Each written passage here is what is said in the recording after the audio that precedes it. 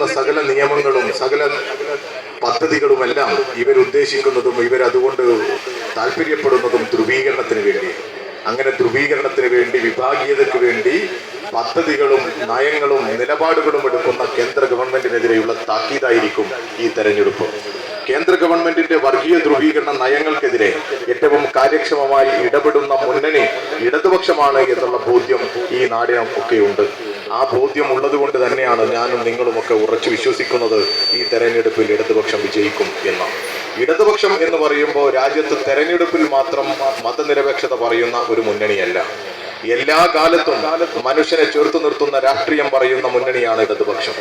മാനവികത പറയുന്ന മുന്നണിയാണ് ഇടതുപക്ഷം. ഹിന്ദുവിന് ഹിന്ദുവായും മുസൽമാന് മുസൽമാനായും ക്രിസ്ത്യാനിക്ക് ക്രിസ്ത്യാനിയായും ഇതൊന്നും അല്ലാത്തവൻ അങ്ങനെയും ആത്മാഭിമാനത്തോടെ സ്വാതന്ത്ര്യത്തോടുകൂടി ഈ രാജ്യത്ത് ജീവിക്കാൻ സാധിക്കണം എന്ന ബോധ്യത്തോടുകൂടി ഇടപെടുന്ന ഒരു സംഘടനയും മുന്നണിയുമാണ് ഇടതുപക്ഷം.